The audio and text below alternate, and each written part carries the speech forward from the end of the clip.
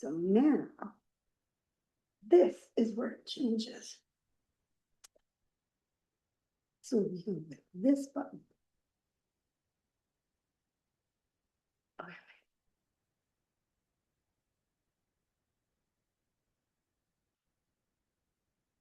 I'm feeling so proud. What is this?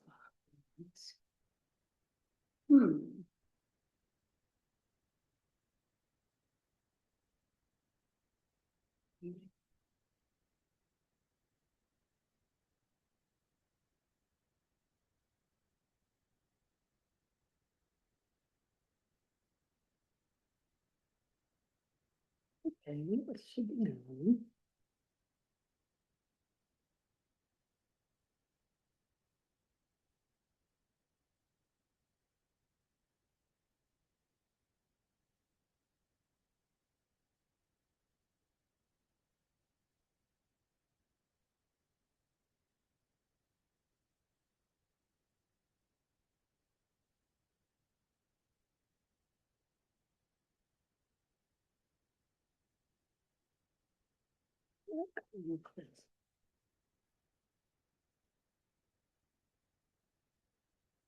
There's no whole little bagel.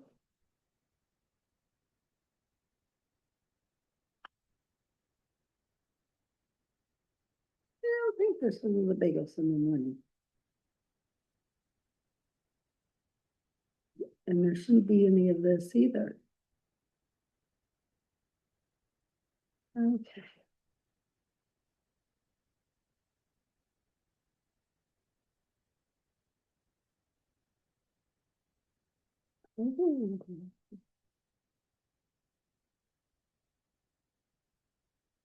Okay. Good.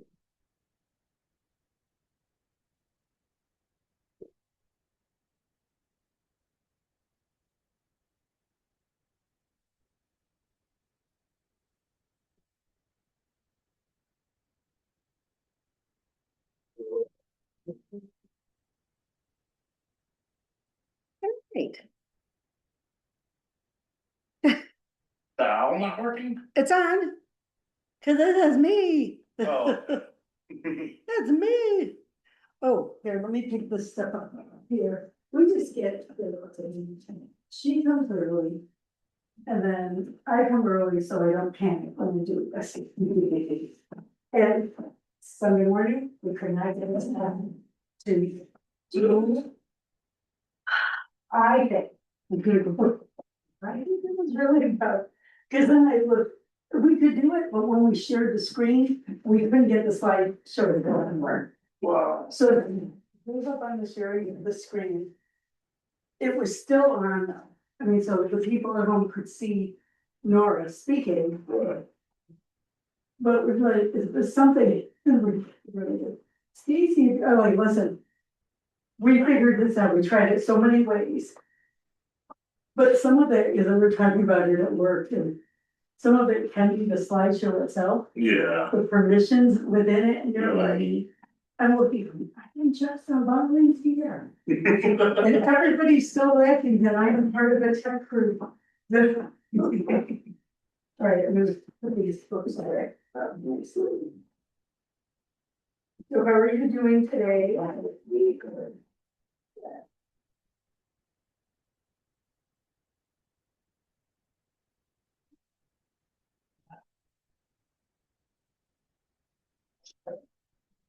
Should be good. Yeah. Coffee. Yeah, you know, she put some of the flyers there. You guys using a wireless mic? Oh.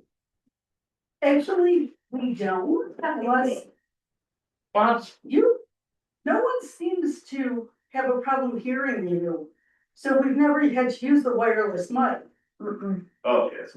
Yeah, even the people at home, everybody seems to be fine, Yeah. you know, so I think you're just. You're cutting on.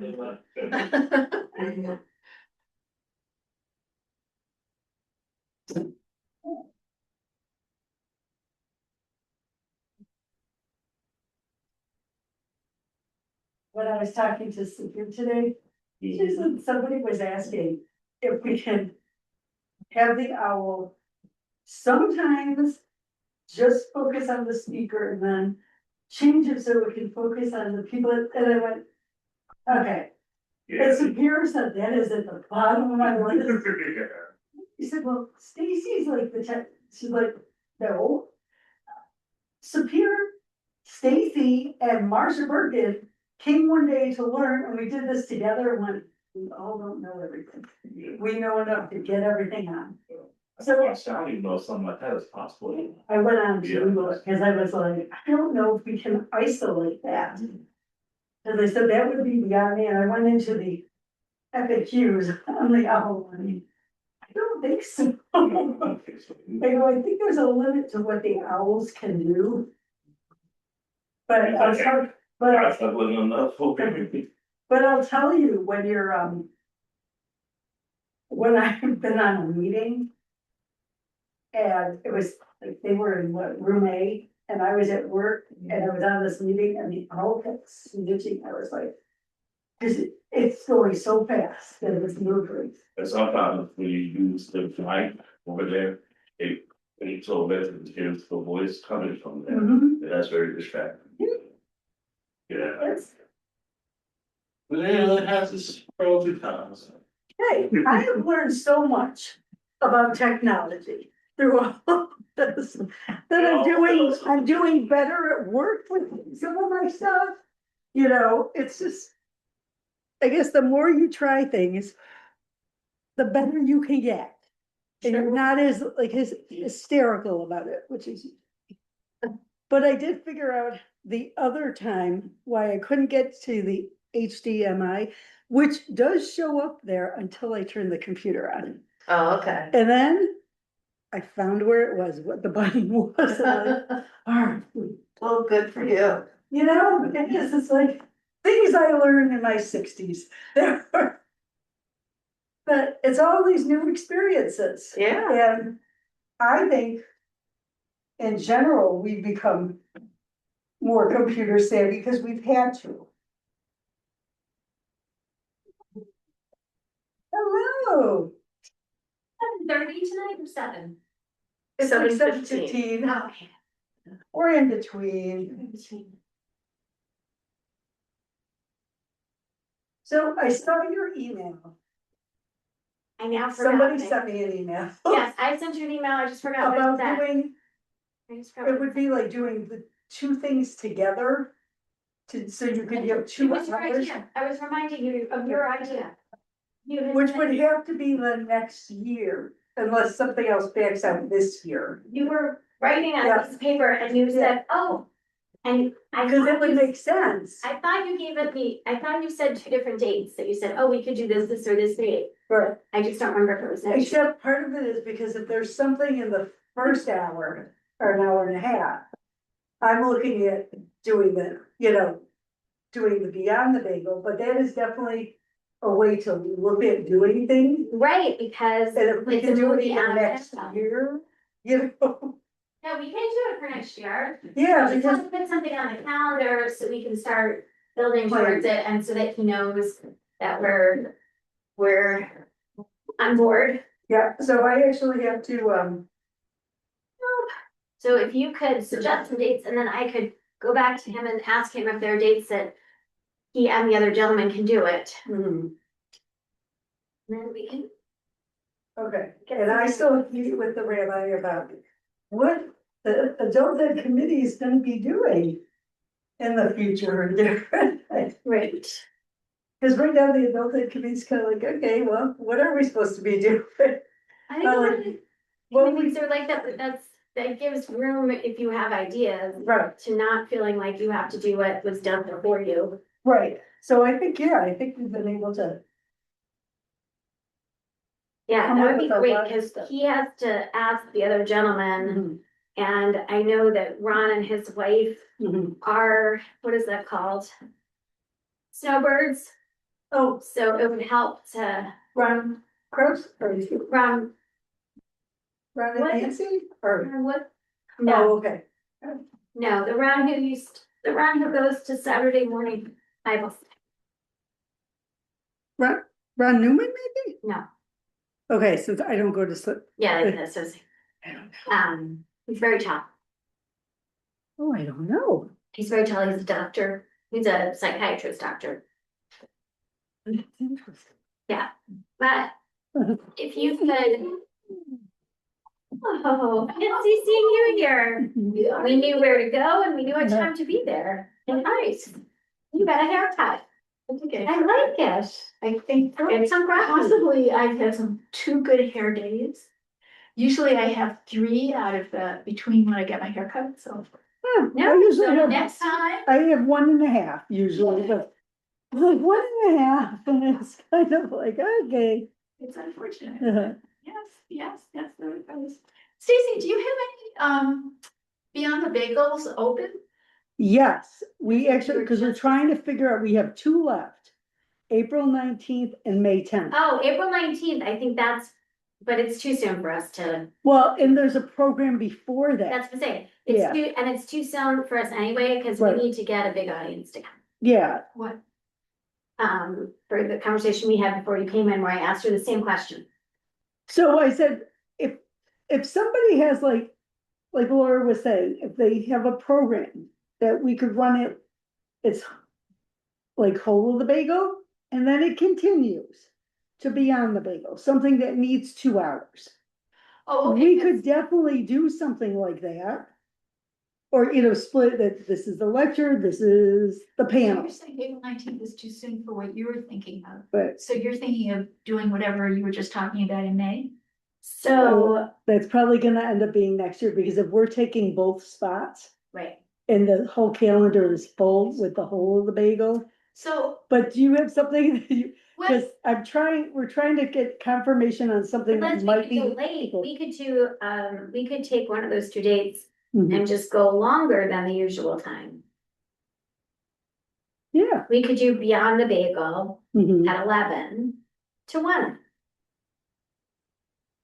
okay, I don't know what you're talking about, so I'm just gonna. Yeah, the Ron, you were in the. Oh, the yeah, the film on, movie. yeah, the film on, Oh, Separation Church and State. yeah, So we need at least 2 hours because we have to show movie and Hours. talk about it, right? I didn't watch it. No, that's fine. No, you know what, I had. But I think that would be a good one, starting it, because we always get the bigger crowd at 9:30 Yeah, and trying to do, did you have another idea? So, so there's this, I have this group of people that have been meeting with Sheriff Baxter okay. about the situation with immigration. Mm-hmm, And so he's got some deputies that he is designating as people to go into the community and talk to people okay, about their fears. And okay, so so one of them is Deputy Ruiz, and there's another deputy. And Deputy Ruiz, I think, is gonna be at the First Unitarian pretty soon okay, in their Sunday series. all And right, I was thinking we should ask that if you had room, cause it wouldn't be more than an hour, okay. but it would need some publicity also. Mm-hmm. So what, Cause so, I'm just they're trying to get a confirmation on something else okay, that we put out to, it's to Jewish Senior Life. oh, great, okay, And so we said you have the 19th of April or the 10th of May, like 2 different days. So I talked to Sabir today. She said she hadn't heard back yet. She's gonna try, she's following up going, okay, which date do you want? Can you come for either one of those? okay. So I haven't talked to Deputy, I don't know what his schedule is, I was just trying to plug into something where there's people already. Yeah, Cause I don't know. I don't know who will come. right. But it's basically about, protecting your neighbors. Yeah. So. And he's gone out to different, the Ibero, American Mhm. group and Enlace and Oh, some I'm other sure. refugee groups. So he's been, going out in the community. So, All right. Well, I think that would be good. Social Action doesn't want that for their programming? well, are they all filled up? I don't know. I don't know. I This didn't ask them. conversation is now, Is it being recorded? yeah. That's okay. Hi, Nancy. Hi, Nancy. Hi. Uh, Our time in paradise is almost over. oh, no. Alas, Yeah, when do you come home? on Wednesday, Oh, wow. Next Okay. Wednesday. Oh, the first? the first, yeah. Well, yeah, for Passover. Yeah, for Passover. We're gonna do a little Seder the night before we leave with Eric and Ruby, but Cool. Are they leaving the same day? yeah.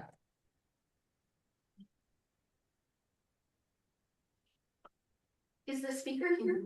Yes, Oh, good, okay. yes, this is everything she brought in. I know. No, I know. You know, you have your coat on, you don't seem like you are. I don't know if social action has filled up those, Mhm. I can ask, But you know what? I could ask. Because I would do it. Oh, I would think we could do it. okay.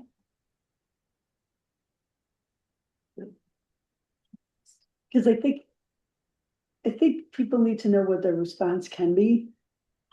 So they're prepared. Yeah, yeah. Like I said, we have No, that as a training thing at work. New. Well, we had it in the beginning as a training at work, of what we were gonna do. And did you have another training or you just, The, anybody new coming in gets trained. you haven't had any incidents? No. But we're also told if anybody does come, well, we just have to get. There's a few people we have to get. Because we do not need to interact No. and our doors are locked. But our building is an open building, But your doors are. but our doors are locked. We're also a medical facility. People don't need to be romping around. They're like, No. No.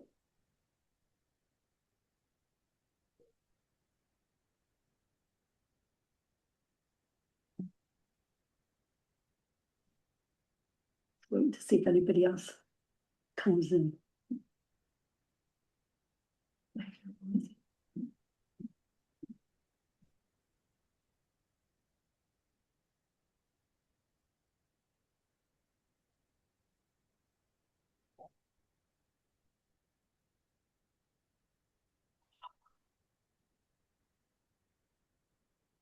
Casey, were there a lot of people last week? For this? Yeah. Yes. Yes, I couldn't. it's, yeah, it's been a really good Judge turnout. recording. The other person. Yes.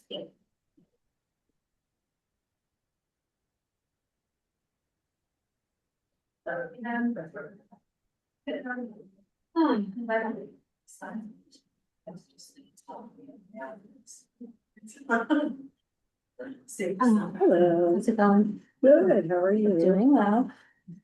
Oh, I was gonna ask Patricia if you want. I'm just waiting to see if somebody, if I can let anybody in. Oh, I see. Hey there, I'm how are doing- you? Hi, Lisha. Hi, Lisha. Coming from Zoom. I'm on camera. He says, there's somewhere I'm going, I got that for the pay that materials. All right, here you go. You can put it on this table, or that table. That is table here. And the indigenous people, they placard, where did you have that, or where did that go? You mean Right. Oh. Yeah. Yeah. That's okay.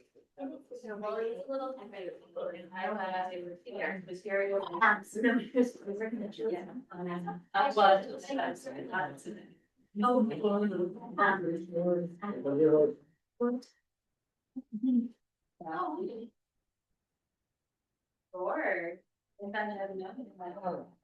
It's okay. As long as it's safe. Oh, yeah. It's not that. The question.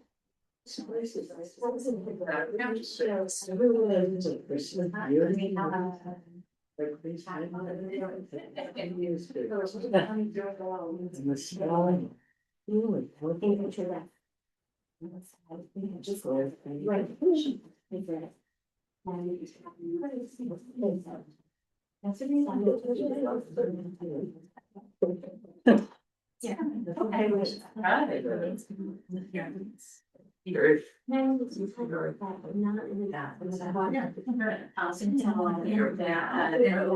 All right. Then she's gonna be here. That's a good question. That's usually when we had out. And it's Okay. We're gonna. that's nice. Yeah. Yeah, he's good. He hasn't been something that big. Look, I think you're like, Yeah.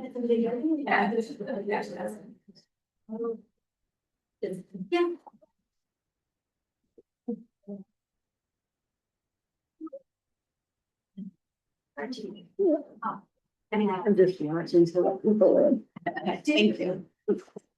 Hello, Ron.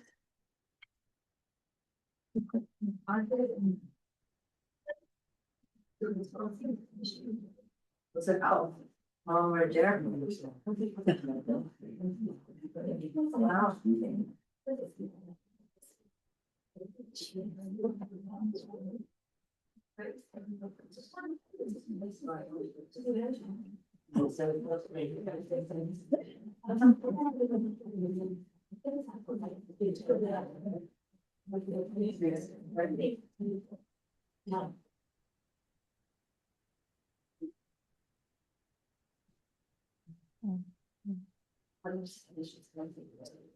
I don't have mercy tonight. Oh, my note taker.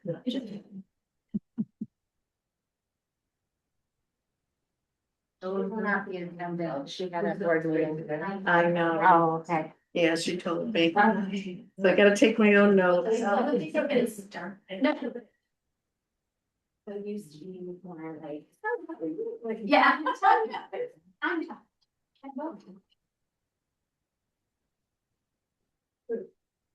A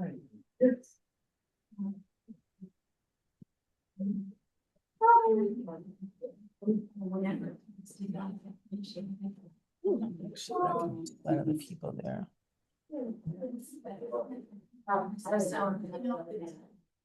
So yeah, that's what we serve in the land. Well, I mean. Yeah.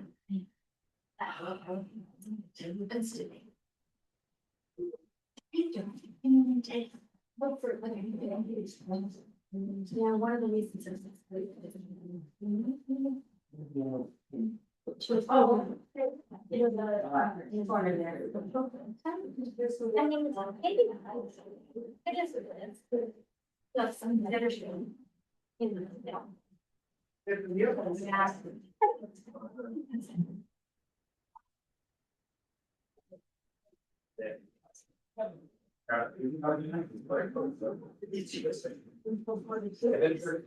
Like we now have a longer table. I know, I like that too. And we got the little table back. We had the little table the first night and then we lost it.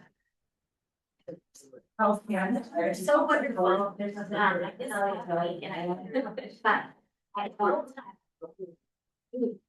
There's a wonderful, really cool. Oh, thank you. Thank you for coming. I moved down later. So just something to. Yeah. That's not there. Like, how they gonna see you? Yeah, this is very good.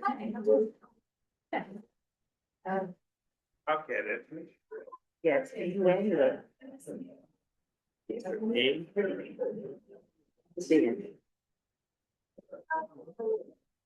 know what that is? Wait, not there. Okay.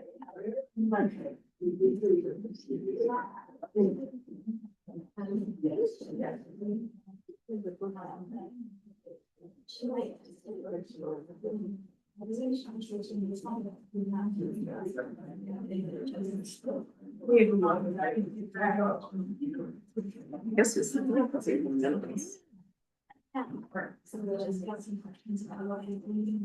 Because it's only 8 after. Oh my gosh, it's crazy.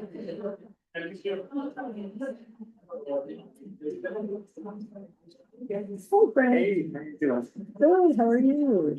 Very good. Good.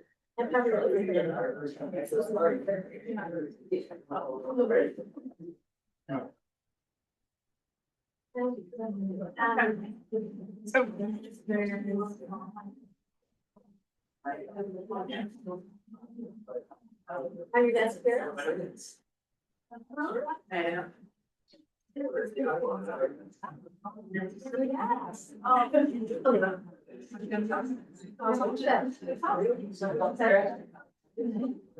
Yeah, I think you do.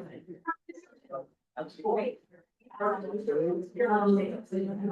think it was just.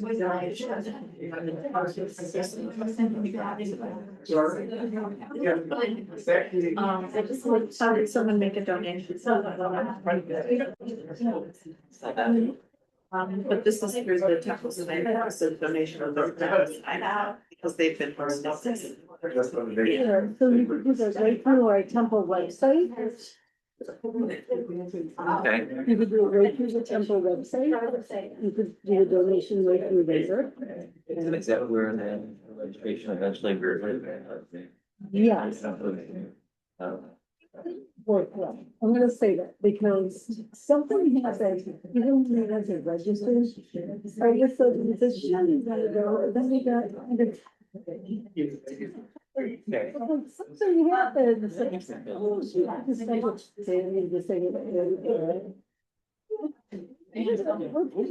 we're pretty easy to point that.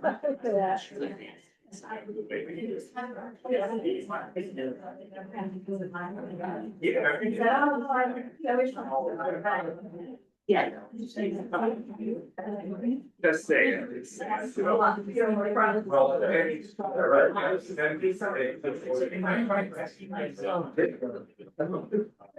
And it's pronounced.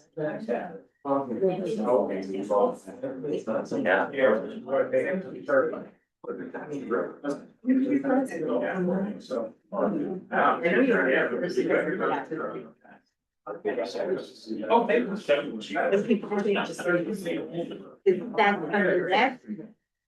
Oh, no, no. I thought it was. It's like, yeah, that's not, okay.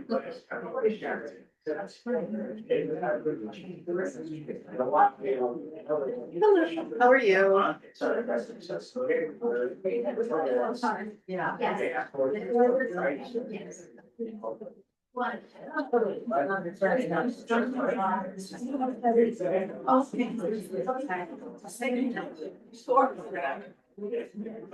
I'm glad I did, you know, we heard.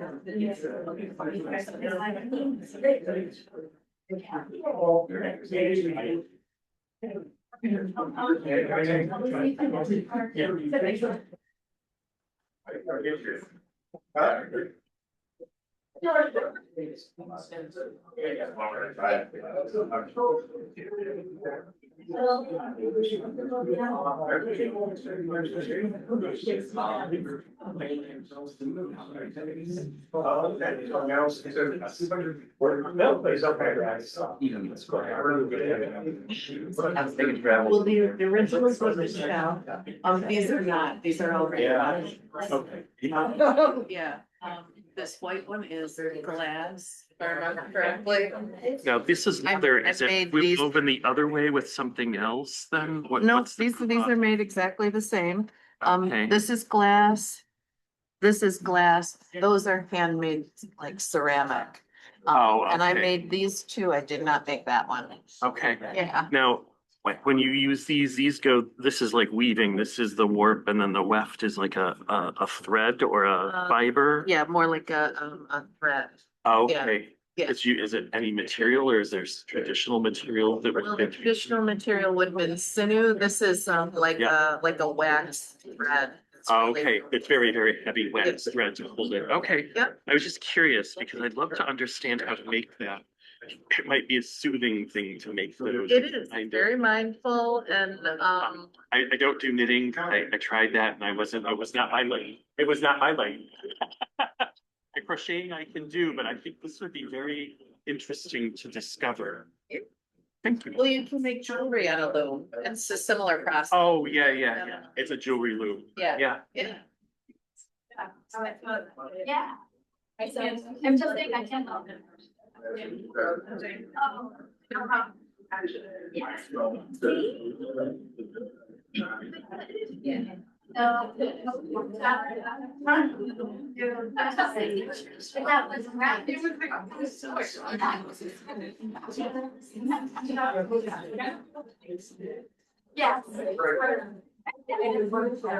Very big night.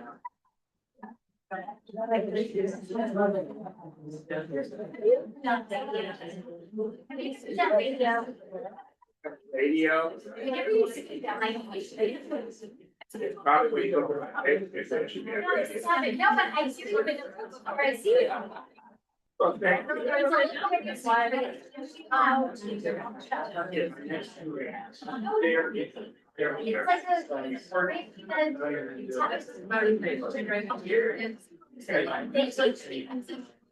There's a local social that teaches people, sell their little dogs.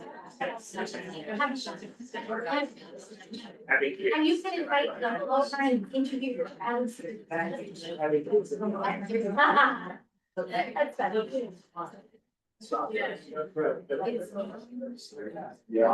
Just out of curiosity, how many of you were here the first night? Yeah, a lot of familiar faces. Wow, and how many were able to make it the second night? Man, you guys are dedicated. Golly, thank you. Thank you. I'm waiting until 1:15 to start because I don't want to miss anybody coming in or whatever. Hello, Jessa. Nice shirt.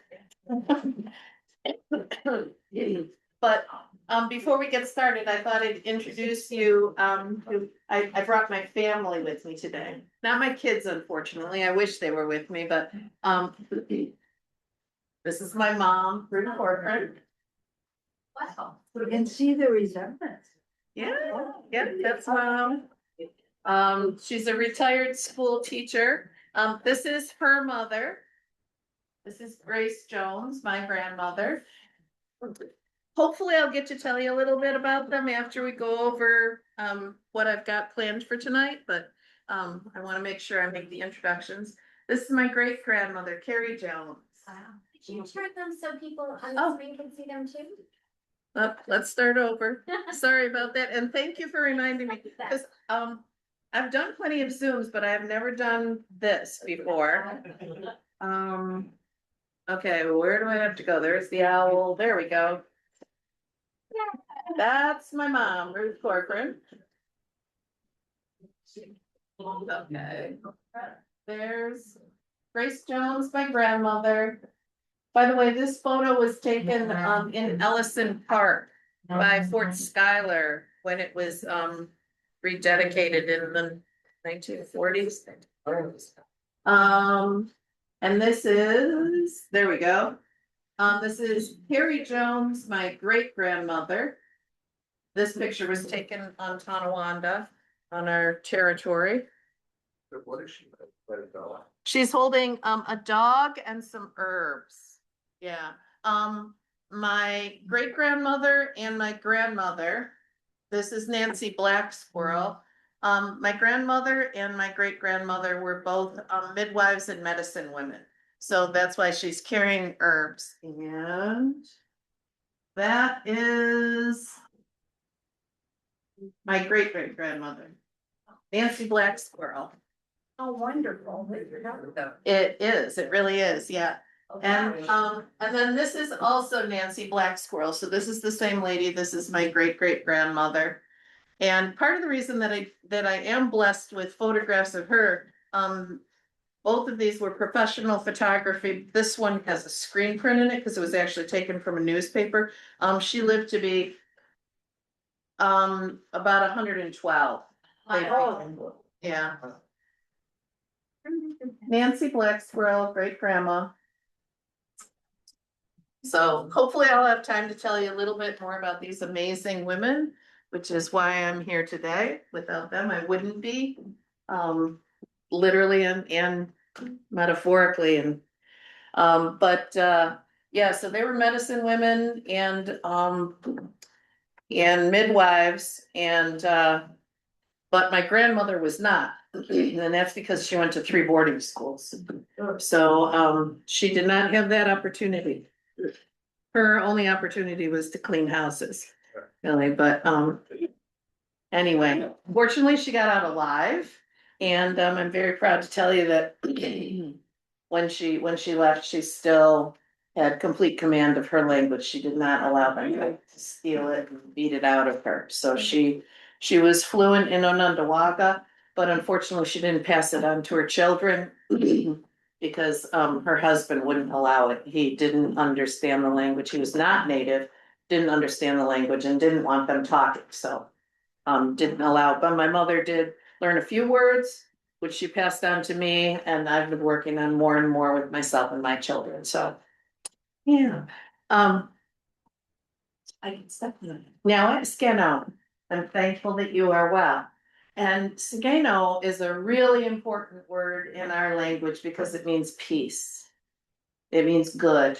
It means well. It means health. And in order to have good health, one has to be at peace. So that kind of makes sense, right? And that's what predominantly this talk is about tonight, is being of a good mind. There's a lot that goes into it in a way, and on the other hand, it's really very simple. But sometimes when things are simple, they're difficult to achieve. You have to work at it, and like anything, you get better and then you fall back and you catch yourself and you go a little bit farther next time. So I'm so sorry about my throat. My goodness. You have water? I do have water, and I think that's a good idea. So we'll start with the thankfulness address. And I realized that each time I told this to you, I forgot something major, but I'm gonna put it in tonight. And so anyway, so we are grateful that we are gathered here together as one, and that we're grateful for all that Mother Earth gives us every day, everything that we need to sustain us. And we're also grateful for all the wonderful relatives that we have on this planet that help us out. So specifically, we're grateful for the water, which we cannot live without. We are made of water. We come from water. There's all sorts of beautiful forms of water. And if I were doing the long version of this, I would go through them all. But we're grateful for the water, and now our minds are one. No, you remembered. All right. And we're grateful for all the plants, the big, huge trees and the little tiny plants, even the mosses, the herbs, the berry plants, and of course the 3 sisters. And I have to mention the maple tree because this is the time when it's giving us the sap and we're able to make sugar out of it. So we're grateful for all the plants, and now our minds are one. No. And of course, those plants, with the help of the sun, give us air so that we can breathe. And then we're grateful for all of our relatives, the furred relatives and 4-legged, the feathered relatives of the air, and also any finned relatives out there, and all those in between, like amphibians and insects, and of course the pollinators. And now our minds are one. Yeah. And working our way up, we're grateful for the thunderers. This is the time of year where we start to hear those thunderers, and they bring in cleansing rain, and they also help with pollination. This is the time of year when the trees are in bloom. And a lot of people miss that unless it's like a magnolia or a cherry or an apple blossom or something like that. But all the trees blossom, just some of their blossoms are very, very small, but lovely if you take the time to look at them. So when you're out for a walk after a windy day, look down because there might be broken branches on the ground, and then you can pick up and get a really close look. But look up at the top of, like, the silver maples are very red right now. Their buds are blooming. And some of the trees are pollinated by bees, but a lot of the trees pollinate by wind. So we need We need Haudenosaunee, the thunders and the wind this time of year for all that pollination, so. And now our minds are one. And we're grateful for Ndikagakwa, the sun, our elder brother, who warms us, gives us our days, and allows all those plants to photosynthesize and do the actual magic that they do. I mean, think about that. And they've been doing it for so long, and now our minds are one. And for Soikagakwa, grandmother moon, who gives us our time in terms of months, inspires us by her beauty and controls the waters of the earth, including her beautiful relationship with women on this earth. And now our minds are one. And all the way up into the sky and the stars, and we consider the stars to be our ancestors. And we are so grateful for their inspiration and their direction in the past and currently, because they're always with us. And now our minds are one. And thank you for all being here and for being here like 3 nights, most of you. You know, sometimes it's tough to go out at night. You just wanna chill. So I really truly appreciate it. You've been a wonderful audience, and thank you. Thank you to all the folks from Temple Sinai for being here. Including Rabbi Zohar, who invited me, and Nancy Kraus, who it was your idea. Thank you, Nancy. So I'm very appreciative of all of you. And then also, I'm very appreciative of the Indigenous Peoples Day Committee members who are so active in this town, doing all kinds of things. At the end of tonight, I'll tell you some of the things we have coming up. We're not just about Indigenous Peoples Day in October, but we would love for all of you to come. And over the course of time, we have had a lot of members here tonight, but we still have some. So if you're on Indigenous Peoples Day Committee, please stand up, because I know you're out there, even if you're shy, even if you're in the back. Thank you. Thank you very much. And then we've got some up there that are Indigenous Peoples Day as well. Yeah, thank you so much. And I thank all my relations out there, and all my relations from the past that have got me here for tonight. Let's see. I'm also thankful that it is legal to be an Indian. Because really, until 1978, it was not. And so I'm very grateful for that, and it really is exciting, the things that are happening. I know we're living in a time that is tumultuous, and I can't even think of a word for it, but there are really good things happening, and good people out there doing them, so I'm very grateful for that. The thankfulness address is also called the words that come before all else, and that's because it's the first thing we're supposed to say when we gather. It's the first thing we're supposed to do when we get up in the morning. And so that tells you how important gratefulness is to the Haudenosaunee people. Yes. Does that ever extend to things like the roof over our head or the clothes we're wearing, or is it all only creation? Well, you can do your version. Okay, I'm asking one. Yeah, that's perfectly fine. In ours, we stick to the natural world, which would have been the clothes we wear, because it would have been deer skin. So we would have been grateful for the deer for everything they give us. I mean, we appreciate their beauty and we consider them to be our relatives, but we also ate them, killed them and ate them. But we used every part of them. And deer were an incredible help to us, because not only were they our main food source, but we did use their skins and just about everything for like everything that we did.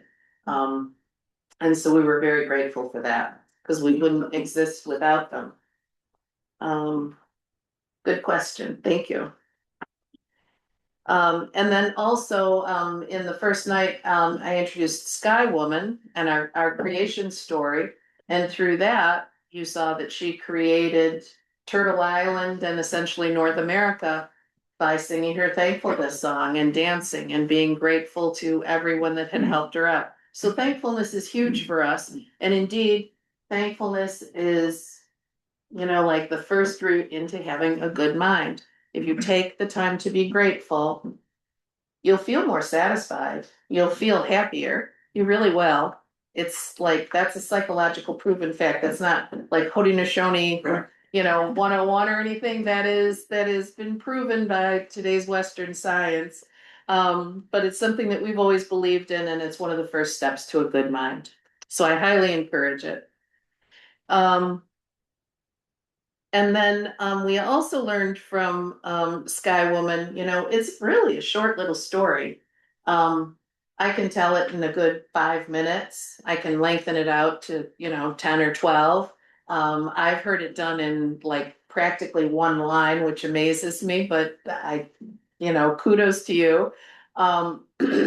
They leave some stuff out, but they still get the gist across. But the thing is that from that story, that short story, beautiful story, we learned of acceptance of others, welcoming, and a lot of these came from you folks, being non-judgmental, showing kindness and caring, being generous, sharing, and showing reciprocity, and again, gratitude.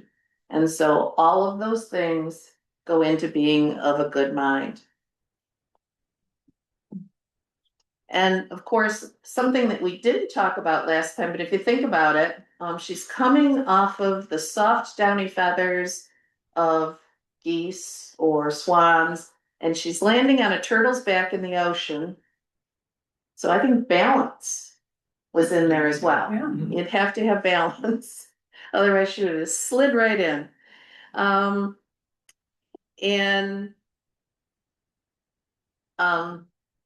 With the creation story, which and our like thousands of years of being here,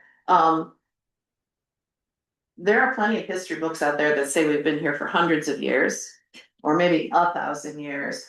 But now there's, DNA and carbon dating and footprints and things that say we've been here between 20 to 30,000 years. When I say we, I'm talking indigenous people on North America. And I stress that we're truly of this land. This is where we're from. This is our home. And my children and myself, my family, my relatives here, not only are we originally from this land, as well as Germany and Ireland for me, but because we've always had a garden and eaten locally, which we enjoy other food as well, obviously. But I love to think of the fact that my bones and my children's bones contain the minerals of this land, and that we are truly part of this land, and then indeed my relatives' bones and blood are in this land as well. And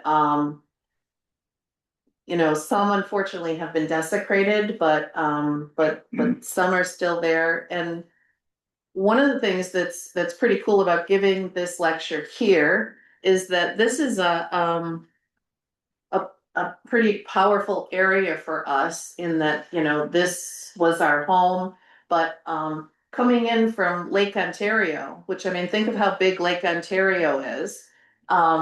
Anyone that came into Lake Ontario would then come into, if, obviously if they wanted to, would come into Onondowaga Bay. Onondowaga Bay, they would come up Onondowaga River, which it was a river until the canal went through. And it was a big river because LaSalle sailed a 40-ton four-master up practically behind Indian Landing School. Okay, you couldn't do that today. Although when you go in the springtime and there's the runoff, there's a lot of water down there in Ellison Park, but not as much as there used to be. But anyway, you'd come up Onondowaga Bay, come up Onondowaga, now it's the creek, and then to Fort Schuyler area where that picture was taken, get out of your canoe, throw it over your shoulders and go up the hill, and then head down basically Highland, East Avenue area in through there. and head for Genesee Valley Park. And right near the roundhouse is where the Erie Canal now crosses the Genesee River. And the Erie Canal wasn't there, obviously, but Red Creek flows in there. And that was our put-in place for our canoes, where we would then portage south on the Genesee River and go, almost anywhere else we wanted to, because then we could portage to we called it the Ohio River, which is now called the Allegheny, and then connects to the Ohio River. Our people were the Ohio. And anyway, so I went off course a little bit, but you got a little history lesson there. So this is a really important area. And then the other thing too is that Denonville, who was from France and Canada, he came through here. And so that route that I just told you about is, I've seen in a number of places, it's been quoted as being one of the busiest trade routes in all of Turtle Island. It was during the beaver trade. And so that was after the colonizers came. It was a pretty popular route prior to that, but after colonization, because of the beavers, it was very popular. And where was I going with that? There was a point. And that is why the New York City flag or emblem still to this day has two beavers on it, because all of the money that was made was from beaver sales, and all of the beavers were killed for hats, for fashion. And so again, you have that situation where we almost wiped out an entire population of mammals for fashion, for hats, for only a certain echelon of people could afford those hats. So again, things are skewed, and we see that kind of crazy thing happening today. But and a shout out to the beavers. They're a keystone species, so they're really, really important because they create wetland that we need so that we have less flooding, so there's more diversity of species. And they're really important. Plus, a lot of people don't realize it, but when they build those ponds, that's carbon storage that is happening in there as well. And we all know we need more carbon storage these days. It was actually an article with that. Yeah, in the beavers are local cool. paper. Yeah. About carbon storage. Okay, I didn't see that, but yeah. And I know what I was gonna say and I forgot. And then I'll move on. Denonville came in Arundecoit Bay and came up through this general area, headed for Onondowaga and Victor to destroy it. And we knew he was coming. And so we took what we could and left, and we burnt Onondowaga ourselves so that they would not have the satisfaction. And so fortunately, there was no losses to speak of, although there was a small group, and our men were gone. Our men were way off hunting. So some boys and women went and kind of did a sneak attack in one of the ravines, and did have some success, but also we did lose some lives in that as well. But the loss of life was minimal compared to what it could have been, but we knew they were coming. And yeah, we burnt down our own village, and that's right where Onondowaga is today. And then we did rebuild after that. So. So I am here to talk about a good mind tonight. But before I leave you, I just, have to say that the genocide that was wreaked upon Indigenous people, and still is to this day, and not just here in North America, but around the world, was, different tactics: assimilation, stolen children, blood quantum, which still is big time, exists today. Can you explain what it is? Blood quantum. Blood quantum is the United States government decided that you could only be Indian if you were half Indian, or if you were 1/4 Indian. They had different ratios depending on whether it had to do with land or what it had to do. So the United States government was determining whether we were Indian or not. And the reason is that if there was enough intermarriage and people got below a quarter, then you're not Indian anymore, and so therefore we don't have to honor any of the treaties, we don't have to, give you anything, we don't have, and we can take your land, cause it's not yours. And not that they didn't anyway, but it was just yet another technique that they used, and it still exists to this day. And that is why, Indigenous people, have to carry cards that say how much native they are, just like racehorses and dogs, purebred dogs. But I don't know anybody else on the planet that has to do that.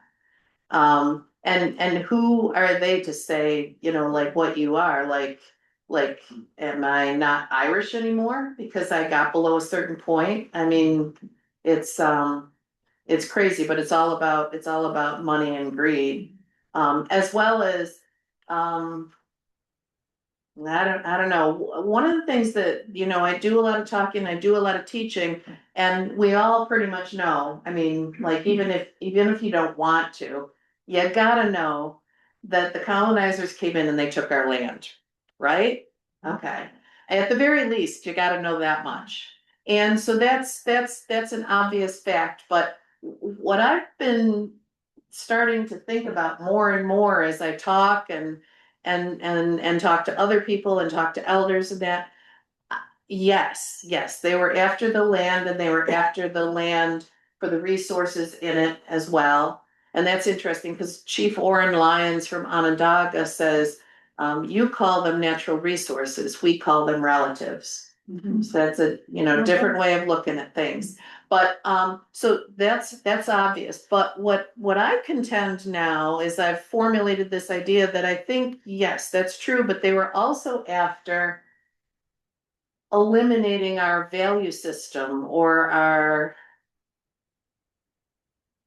value system, because it was so opposite of theirs. They tried to make us capitalistic, and yeah, there are some Indigenous people that are very capitalistic out there for sure. There's, some that, with the casinos and stuff that are doing fine and they don't want to share. But basically, Indigenous people are not capitalistic. They're not, and I think that has always bothered the colonizers, because, it's like the whole prison system is kind of built on putting people away that you disagree with because they're riling things up, I mean, we see that in Minnesota right now and around, if you speak out against them or try and stop them, you get horrible things done to you. So I've come to the conclusion that, yeah, they wanted our land and the resources in the land, but I think they wanted to eliminate us for other reasons too, because of our ideas. And what they did is they took away the stewards of the land, because we had a lot more to do with what was going on with the land than people realized. Yes. When you talk about disparity of wealth, was there a separation of prestige within the nations? Or was it just you're a clan mother, you're a chief, that's your prestige, it does not matter how much money you own? Right, for the most part. Of course, throughout history, there's always individuals that are different from everybody else or whatever. For sure, I'm sure that was the case. But generally speaking, no. I mean, the chiefs had like certain powers and the clan mothers had certain powers. But beyond that, it's not like they lived in a better longhouse or they had, no, there wasn't that kind of difference. And that's the way my impression is of most of the nations.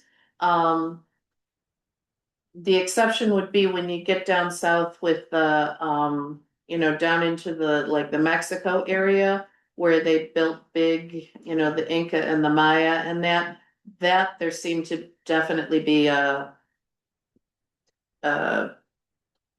difference, but I can't really speak to that because I just know cursory about that, but that's one place where there does seem to be a difference.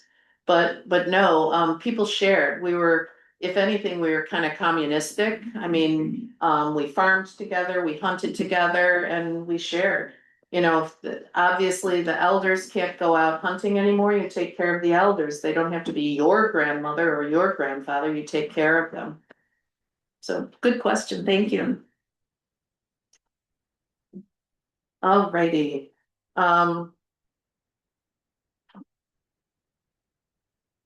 So then the second night I talked about the peacemaker, and again, the thankfulness address. The thankfulness address actually came from the peacemaker. He instructed us to do that. He had a lot of good ideas, and I'm so glad he came over. Remember that not being grateful. So the Haudenosaunee, the way the story is told to me is that the Haudenosaunee did get along a long, long, long time ago. And then we forgot to be thankful. And that's when jealousies arose and people got greedy, and that's when the wars started. And thankfully the peacemaker did come over.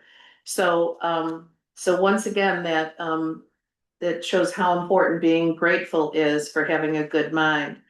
The other thing that the peacemaker really brought over, in addition to good ideas and good words, is he really stressed balance and equity. And he did that with having clan mothers and chiefs.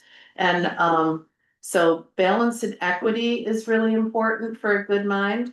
And he even said that you can't have justice without equity. And on one hand, that's very simplistic and very profound at the same time. And Frederick Douglass said there can be no peace without justice. So those two would have gotten along. And he also said that the white pine, which I told you about last week, how important the white pine is, that it represents the spiritual laws of nature, and do not challenge those because you will not prevail. And, you know, think of how powerful nature is, and the storms that we're having lately and things like that. He says you will suffer the consequences if you do not respect nature. And our non-native brothers have drifted so far away from these laws that they have no connection to nature. I mean, think about the number of people that have no connection to nature. A lot in cities. Like, I have a hunch that you folks all like nature and get out in nature when you can, and there's wonderful places to walk. We've got Corbett's Glen right next to us and that, but so many people are literally removed from nature. I think that there's like a, you know, this is just my opinion and I'm not a psychologist, but there's like a kind of a mental illness that kicks in if you're not, I mean, it's just not right. Just me talking, I'm not an authority. Remember, I said I'm not a clan mother, I don't represent, I'm just batting my gums. Okay. And then this is interesting, and I should have had a slide last week of this, but one of the first US flags is the pine tree flag. It was 1975 or 1775 to 1776, and it was adopted by George Washington. And it's ironic that they would choose that. I mean, they borrowed other symbols from us, so that's not surprising, but it's ironic because the US did not and does not honor trees. In this town, we have a mayor who says that he loves trees and wants to plant a lot of trees, and so that's awesome. But just like overall, we don't. John Adams said, quote, "I believe my family has cut down more trees than any other." And so that's where we start, you know, that's our starting place and where we've come from. Know that, you know, in an area where we are, there's so many trees, it's hard to imagine this, but remember that 98% of old growth forests have been cut in this country. And old growth continues to be cut today, even though we know how important old growth is, we still cut it down for toilet paper and toothpicks. Ironically, the tallest trees, the white pines, our symbol of peace, were gone by the 18th century. Now we still have white pines, And we still have some tall ones, because they do grow fast, and they are the tallest ones out there when you look around. But the big ones, the 200 footers, they were huge around. They were all gone by the 18th century, and they were shipped to England for masts for her Royal Navy. And that was something that also ticked off the colonists, because England said, all the big pine trees are ours, you can't have them. And so they actually had, if someone from, someone from the English side of things, before the Revolutionary War, would walk into a house and see that the floorboards were a certain width, or the walls had boards that were a certain width, that person would get fined. Because they cut down a tree and took boards that should have been shipped over to England. When I talked about all the borrowing that the founding fathers did, I should have mentioned that they weren't the only ones to listen to the Haudenosaunee. Women traveled to visit our clan mothers and spent time observing our society, and noticed how equitable it was. And they were amazed, because theirs wasn't. And when the Women's Rights Convention was held in Seneca Falls in 1848, the town's population was 4,296. 4,000. At the same time, Boston and Philadelphia had between 120,000 and 130,000 residents each. And New York City had 370,000 people. Now, why on earth did the women's rights movement start in Seneca Falls, of all places? It was because of Haudenosaunee women. Not that Haudenosaunee women were promoting it, but the women were noticing and talking to our clan mothers. They were talking to our clan mothers, and they were listening if the men wouldn't. And so Seneca Falls is essentially the center of Haudenosaunee territory. And Susan B. Anthony, Elizabeth Cady Stanton, Lucretia Mott, and Matilda Gage all spent a lot of time with Haudenosaunee clan mothers. So much, in fact, that Matilda Gage actually got adopted. And she stated regarding the Haudenosaunee, never was justice more perfect, and never was civilization higher. Not bad. So, and again, equity, balance, and justice. So the best way to have a good mind is to work for Skano, to work for peace. Be of one mind with those around you, because there's strength in unity. And think of a forest, all the roots that hold each other together and hold each other up. And you've seen it yourself when there's like a storm and they knock down one tree, then it starts to weaken those around it. So have good relationships. There's power in good relationships, and that helps your good mind for sure.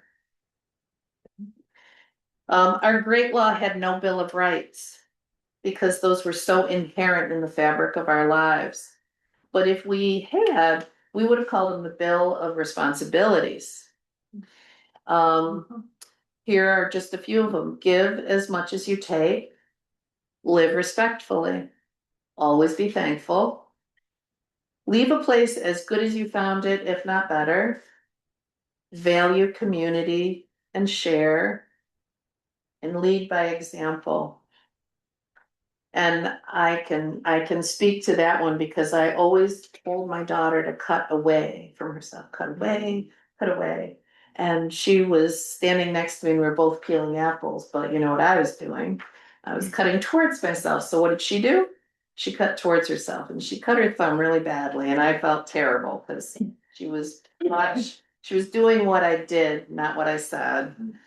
So, and then always think of the 7 generations. We have the 7 generations principle, where the clan mothers, especially, and the chiefs, have to think, if my decision, if what I'm doing and saying right now today, how is that going to affect 7 generations? Is it going to benefit them, or is it going to hurt them?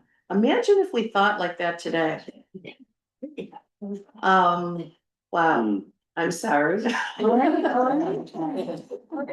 in history, right? Yeah. So that's a really important one. So grateful that he gave us that. And it's interesting to think of the 7 generations. I mean, when I was little and I thought about 7 generations, of course it seemed like so far away, you know, like, oh my goodness. But if you put yourself in the middle of the 7 generations, it's not that much, you know, it really isn't. But we should always be thinking of those that come after us. I'm gonna check the time. Oh, yep, I'm gonna skip that, okay. So I have some quotes for you that are directly from the Peacemaker, because I thought you would appreciate them.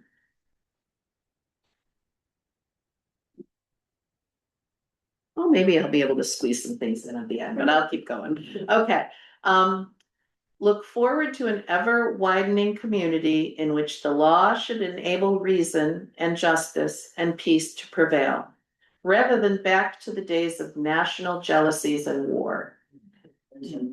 Okay. Chiefs should regard courage, patience, and honesty as the virtues most requisite to their responsibilities. Do not think of present advantage, think of the future welfare of all the people. And carry no anger, hold no grudges. Think not forever of yourselves, nor of your own generation. Think of the continuing generations of our families. Think of our grandchildren and those yet unborn, whose faces are coming from beneath the ground. In our every deliberation, we must consider the impact of our decisions on the next 7 generations. And the last one I have is the price of peace as of liberty is eternal vigilance. That's a good one right before No King's Day.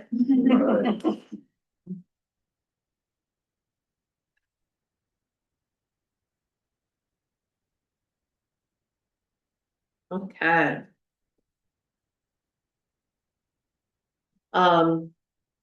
I guess I will read you this. This doesn't have to do with a good mind, but it's just good information to know.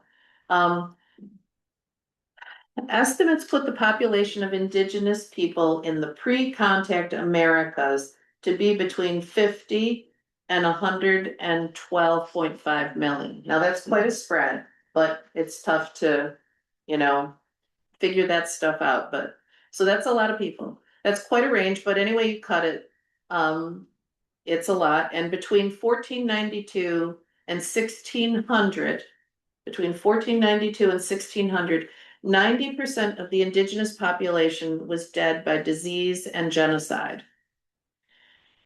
So imagine this room with 90% gone. Imagine your family or your neighborhood, your classroom, your temple, your church, 90%. And not only is that just like heartbreaking, but think of what's lost. The children that die, so the future, but then also the elders and all that knowledge. It's just frankly horrifying. And of course, the disease spread because we didn't have resistance to that, because we didn't have any of those diseases. But there were cases, and in fact, we've got right down the road, we've got Amherst, New York. Colonel Amherst was one of the people who thought it was a good idea to give smallpox blankets to the indigenous population. So that it was done intentionally on more than one occasion. He wasn't the only one. And other people thought it was a good idea.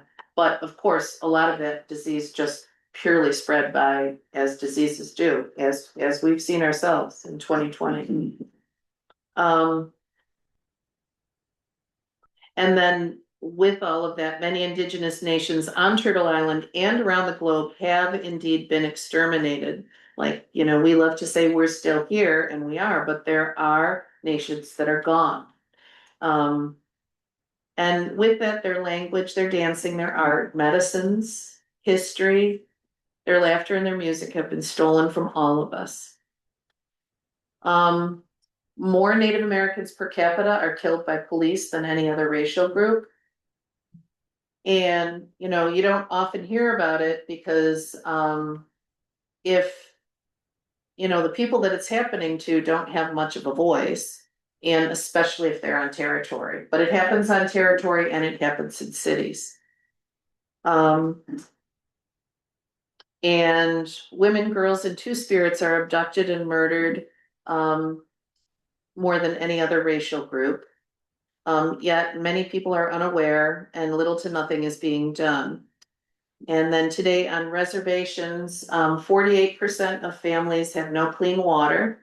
And that includes like right across the lake in Canada, like right next to Lake Ontario up there because of Nestle sucking so much water out of the ground that they've lost their wells and things. So it's not like I'm talking about, you know, the Dene out in the desert or something, like in crazy places to not have water in the Great Lakes. And 20 to 50% have no internet access. Think of that during COVID. For schooling, if only, and over 16,000 tribal homes have no electricity. That's today. Now, having said those things, which are true facts, know that like in Oklahoma, there's reservations that are wealthier than the non-native towns and are better managed because they have actually, the indigenous people have bought hospitals that went under financially, and they've resurrected them and fixed them up, and they're open to everyone. You don't have to be indigenous, they're open to everyone. And people who go to them say, well, this is much better run than it was before. We're getting much better service and we appreciate that. So there's all ends of the spectrum. Reservations are teeny tiny little things in New York City that are like a quarter of an acre, to things that are the size of Connecticut. And they're extremely wealthy and extremely poor. So there's, you know, when you say reservation, don't have one image in mind because man, are they different from place to place. So I do want to be honest with some of this stuff, but on the other hand, there's some that are extremely wealthy.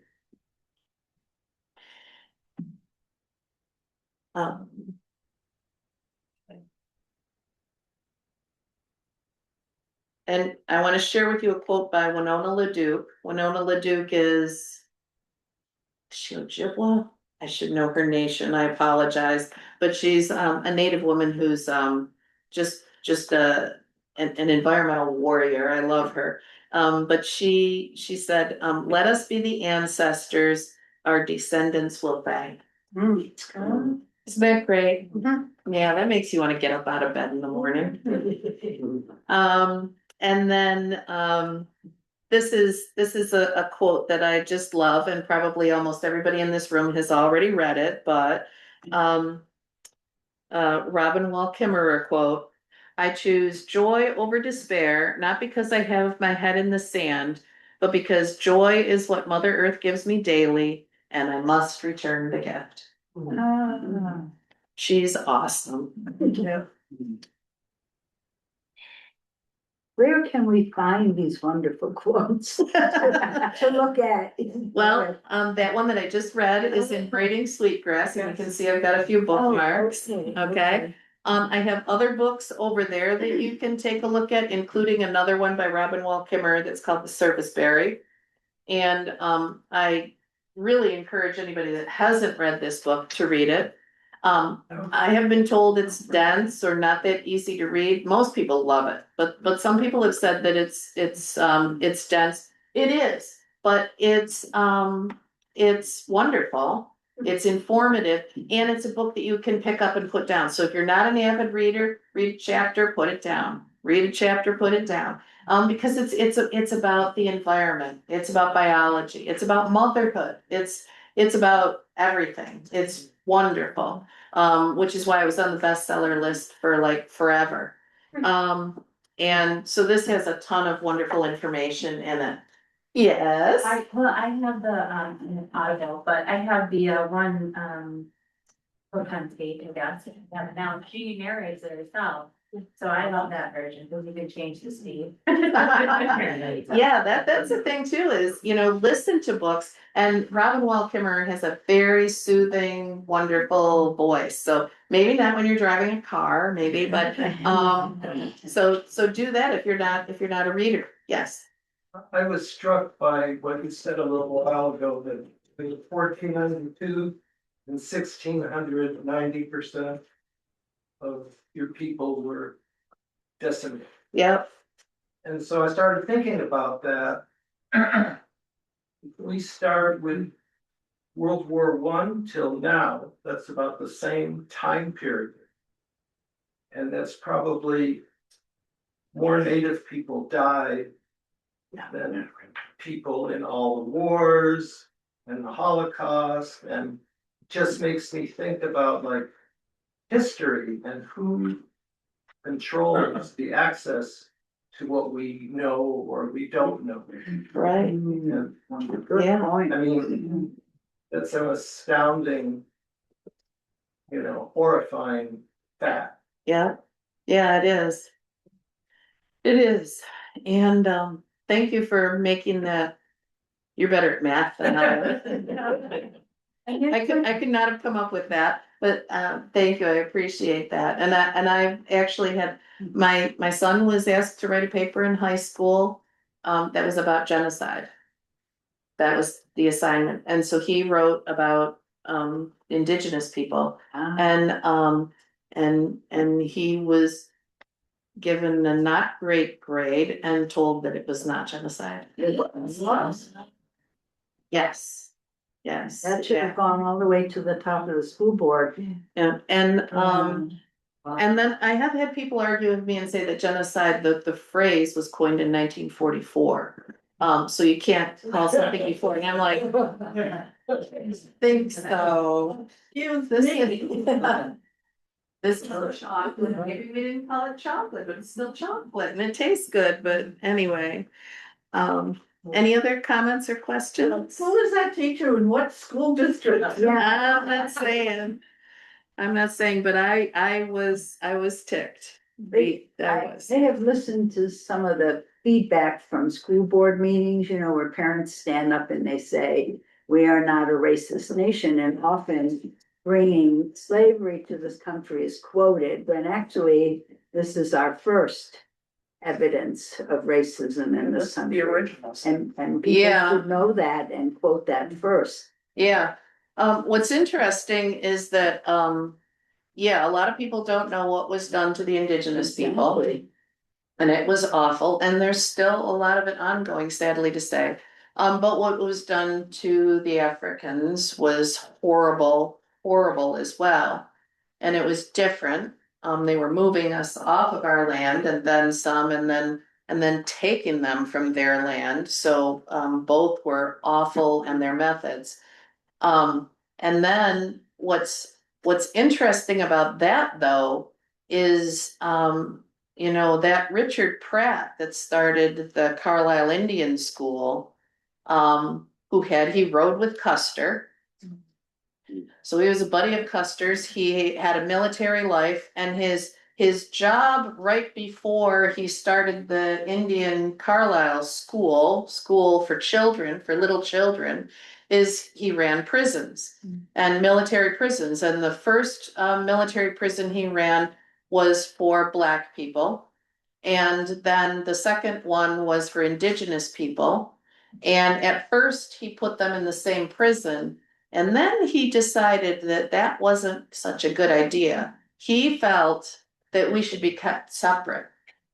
And he wrote that down, and he spread that out to, officers and higher up. He said, I think these should be separate. And he's the one who developed the Buffalo Soldiers, that were Black people who hunted down Indians. And so I think he saw that maybe if we got along and put our heads together, we could be dangerous. But he made a point of not only trying to keep us separate, but do things like the Buffalo Soldiers and that to make us enemies of each other. And and we're not. But there are even things today that kind of come up, that bubble up, and it's really something, the combination of that, you know, America is built on those two things. And so I've been using the word white supremacy a lot more lately. And because it gets attention, and I thought it called it what it was, racism and white supremacy. But then I think of the word supremacy, and you know what? Now I'm thinking it's really white narcissism and fragility. Yeah. Because they're scared. And of what, I don't know, but they're scared, and they're not supreme. So I'm not calling them that anymore. In fact, probably, you know, some of them actually like that term, so I'm going with narcissist. Yeah, yes. Three quick things. One, it struck me when you were talking about the seven generations, that it would be so stunning if you added a picture of your granddaughter, because then you were already at 6 generations when you were presenting, and it makes it that much more real when you talk about 7 generations ahead. Yes. You know? Yeah. Well, I need a granddaughter. Oh, sorry. Sorry. No, I have a daughter and a son. Yeah. But I would love to have a picture of my daughter up here, and what I'm really proud of is my daughter and son do travel around with me when they can work it in their schedules, when I do certain things like, I don't know if any of you, if Remnants rings a bell, but Remnants is, a performance piece that was put together for the Fringe quite a few years ago. And we performed in Ellison Park twice. You saw that? We performed at the U of R a couple of times, and we've performed at the Memorial Art Gallery. And not last summer, but the summer before, we performed up at the Wild Center in Tupper Lake. And that was really exciting and fun, and we were received very well for that. And so when my children can, they join me in that, and they read different parts. Like my daughter usually does Skywoman, and my son usually does Peacemaker. And then when we bring out the relatives, sometimes we'll read for each of these characters. And it's pretty powerful, and I'm so proud that they do that with me. Yeah, so I was working my way over here just to let you know that there's books over here you can look at. Of all of these, I would recommend these two. This is The Service Berry by Robin Wall Kimmerer, same author. She's a biologist, and this book is so beautiful, really easy to read. You can read it in one afternoon, one sitting if you want to. And it's really kind of about the economy and how we could look at things differently. But it's a lovely book anyway you look at it. And then An Indigenous People's History of the United States is a really good one, as is Custer Died for Your Sins by Vine Deloria, even though that's been around a while. But you're welcome to look at these books. And this belt over here is the Indigenous Peoples Day belt. Let's see if I can. There we go. Oh, I'm gonna have to like do a rolling. There we go. Over here, these jagged lines represent waterfalls. So that's the 3 falls in the Genesee River, which we call Gaskasego, Place of 3 Falls. So that's our name for this area. And then the 2 lines are the Genesee River. And then over here we have Lake Ontario with the Peacemaker in his white stone canoe. In the center are a native and a non-native person, and they're holding a white wampum belt, which is the wampum belt of peace, and purple shows hardship. So when I was a little girl, when I was a teenager, when I was a young woman, even like 10 years ago, I would not have imagined, 10 years ago, I would not have imagined no Columbus Day. honest to gosh, I could not fathom that, you know, and I think of the coloring sheets I've colored over the years when I was in school that I had to. And I like to color, but anyway, I just honestly couldn't imagine it. And then I also could not imagine that I would be part of having a wampum belt made, like wampum belts were like, oh my goodness, you know, I mean, so this is very exciting. And so not only do I thank all the folks from Indigenous Peoples Day that made this happen, but especially I got to give a shout out to Kathy Castagna and Ronnie Pollock, who were the originators of the committee. And it was Kathy Castagna, who's Italian, but said, I don't want him representing me.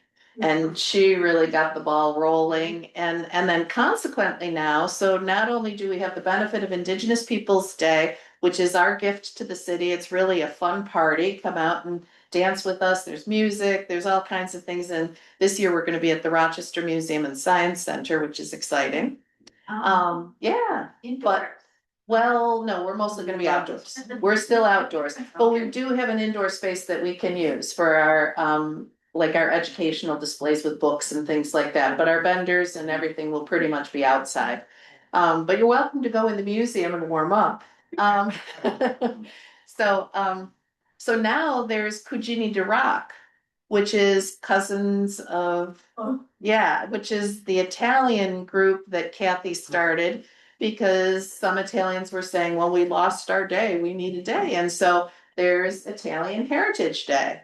And we have, if you want to stand up, Kujini de Rock people, stand up. I know that we've got it. I thought there was more of you. Well, Rome, I'm so glad you're here. And so you should go to Italian Heritage Day, which is also in October at the public market, and really a lot of fun. And what's really cool is that we have members of Italian Heritage Day or Kujini de Rock who are on Indigenous Peoples Day Committee and vice versa. So, yeah. So you're welcome to come over and take a look at this. We've also got some children's books on maple, since it's maple season. And you're welcome to take a bookmark if you like. So again,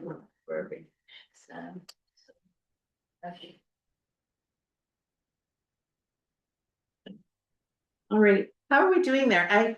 I feel like I have my back to you a lot of times, but the owl is following me, right? So anyway, it's good to see you. You got a thumbs up.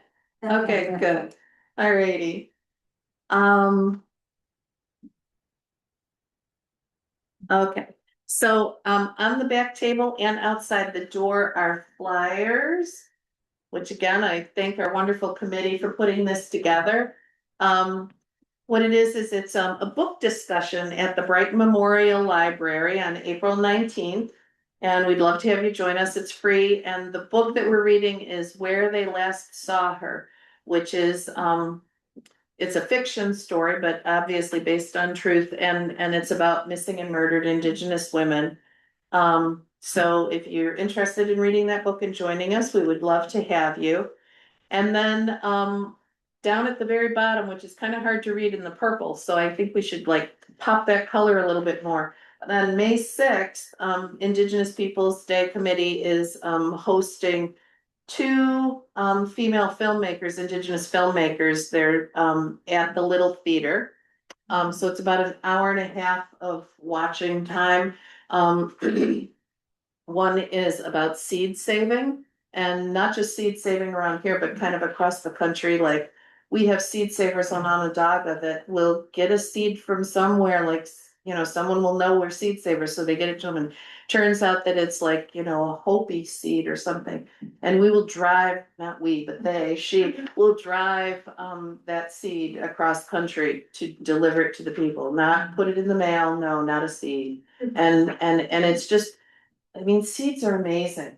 They truly are amazing. If you think about it, that little tiny thing, and some of them can last for so many years in the right conditions, and you plant it, and it's truly amazing. So there's a film on seed saving, and then there's Native women. Do you remember the name of the other one? Oh, gosh, yeah. Anyway, it's about Native women and it's good. And that is actually by Paige Bethman, and for anybody that saw Remaining Native, which has won tons of awards about the Native runner running back to his grandfather's I was gonna say concentration camp, to his school, boarding school, yeah. That is a fabulous movie that I highly recommend you seeing. And so Paige Bethman did this one on Native women. And we'll have a talk back afterwards with Paige Bethman and possibly Gudgy Junie, who's the other woman. Yes. Is it all on there, on that sheet? Down here, it just says that on May sixth, save the date for the Little Theater. Okay. But this is about the book if you're interested. Yes. The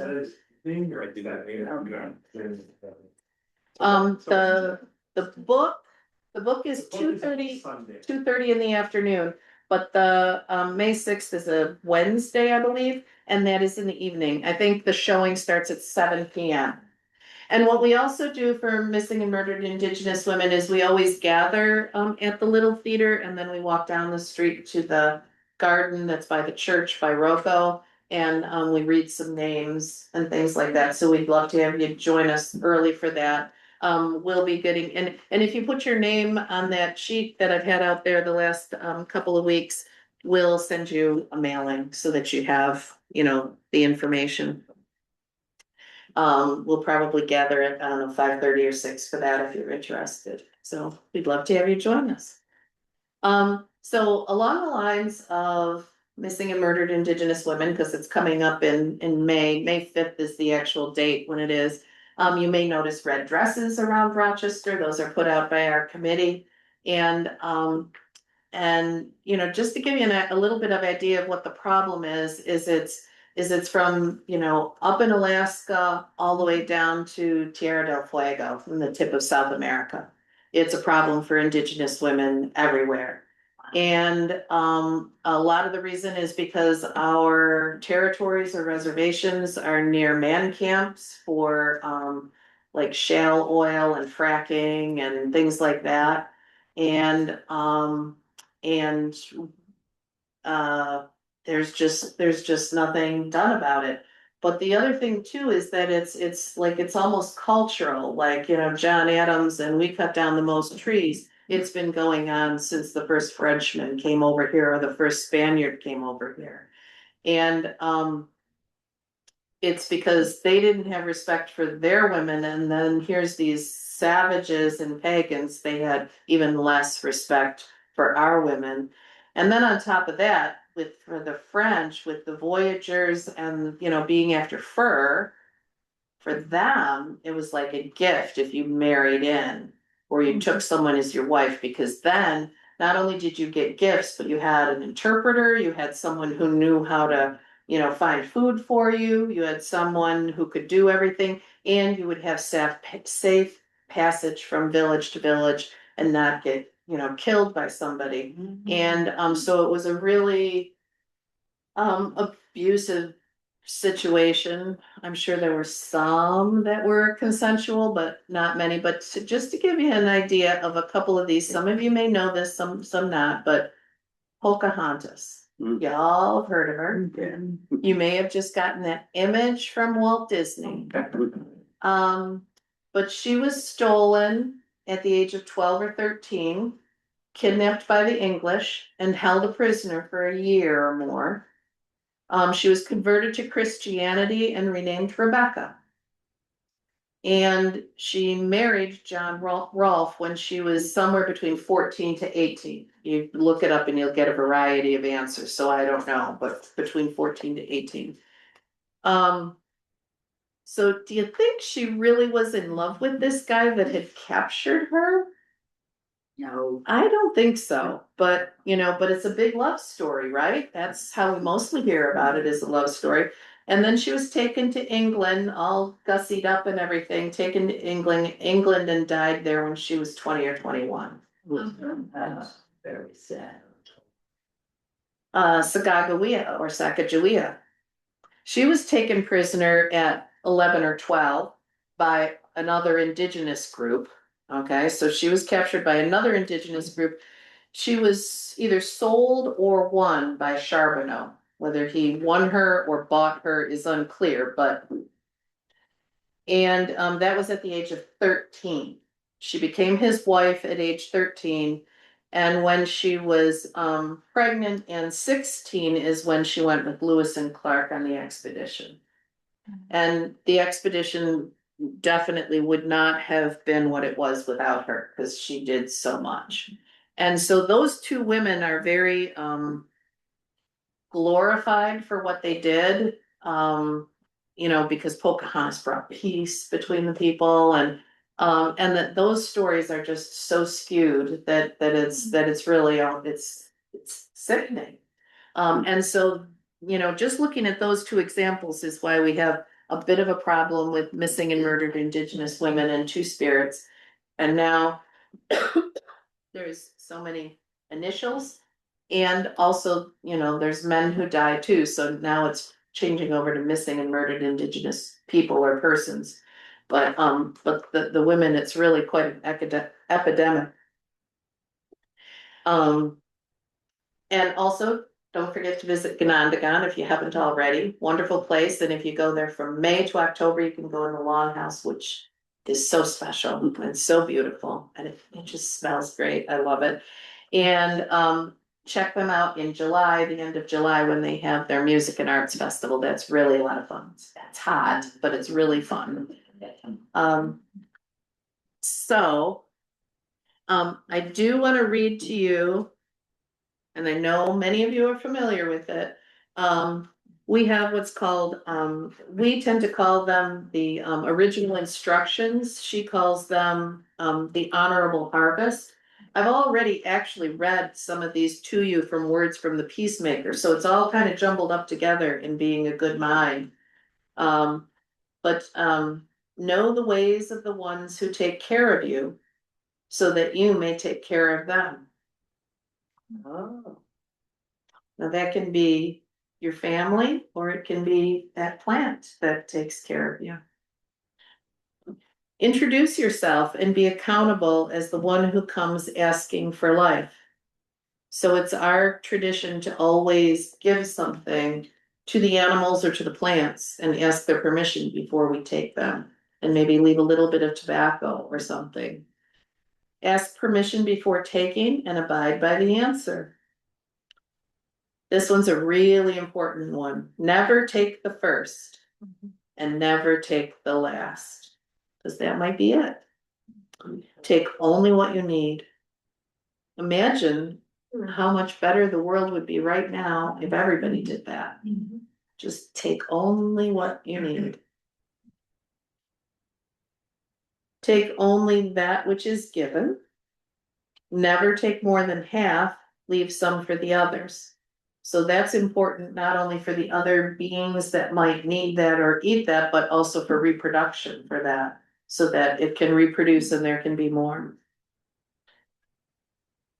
Harvest in a way that minimizes harm. Use it respectfully, never waste what you have taken. Share. Give thanks for what you have been given. Give a gift in reciprocity for what you have taken. And sustain the ones who sustain you, and the earth will last forever. Wow. Yeah. So that's right, in braiding sweetgrass. And every time you hear the original instructions or the honorable harvest, it'll always be like a little different, because we're an oral society and we pass things on, and somebody adds something, somebody drops something, like, I forgot again. I did. Okay. The thankfulness address. Every time I told it to you, the final thing I'm supposed to say is, in case I've forgotten something. I want you to, be sure you include that thing. So, man, I guess it's been a long day after I've been at school all day and I come here. So I apologize for that, but now you know, always leave that at the end. Alrighty. So, in order for healing to happen, everyone needs to know the truth. And think about the injuries that have happened, whether they be emotional or physical. If it's a physical injury, you need to take care of it. You need to clean it out. And if you get an injury and you don't clean it, and worse yet, you cover it up, you know, it gets infected, it festers, and that's not good. So things need to be out in the open. And I'd like to leave you with a thought that a woman said that really resonated with me. And she said, moments of pause are important. Moments of pause are important. And what she was referring to was this. She was referring to if you have a discussion with someone or a talk with someone about something particularly that's controversial. And maybe that person doesn't agree with you at all or completely or something, but you have a good give and take where you listen to each other. Maybe it's about mascots or anything, and the person's like, well, mascots are silly. I mean, it's just, what's the big deal, right? But maybe the next time, you know, they see that mascot, that silly mascot, they at least think of your conversation. They still might not agree with you, but they think about it. And then every time they see that silly mascot, you know, it might wear them down. So it never hurts to get that word out there, even for the people that are so set against you, because you know, if you set it in their brain, it might work on them. So along those lines, Ida B. Wells said, I love Ida B. Wells, the way to right wrongs is to turn the light of truth on them. Ooh. Isn't that lovely? And even better than that is you can be that light. You can create moments of pause with people, and you can shed the light on things that they don't know about. So that's why I genuinely, from the bottom of my heart, thank you for not only coming out tonight, but coming out, most of you, all 3 nights. And you folks too, who I've had my shoulder and back to a lot of the time. So Yahweh, thank you very much. I truly appreciate you guys. Yeah.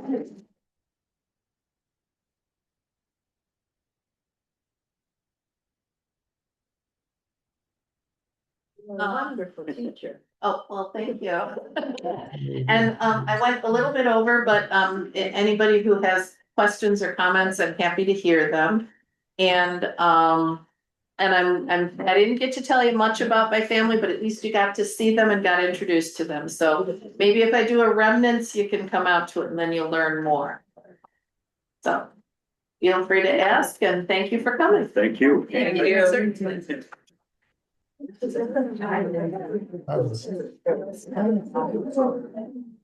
Trish, we could see you just fine. We could see you just fine. It was a side view. Oh, okay. Good. Yeah. All right. Thank you. Yeah.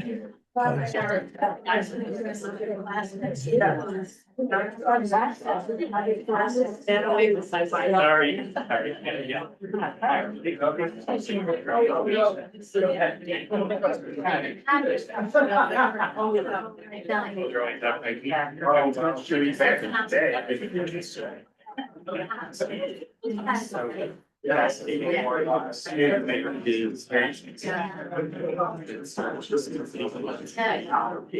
Okay.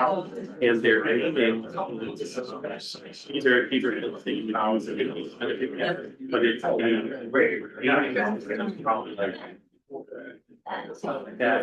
it's all based on.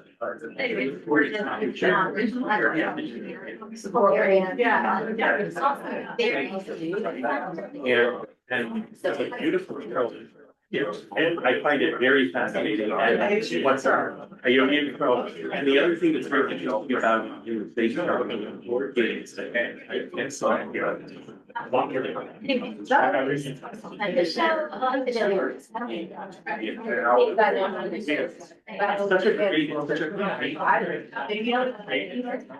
When I pointed in that, there's I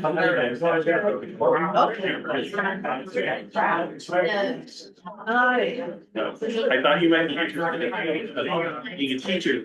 This is a way to also. That's just being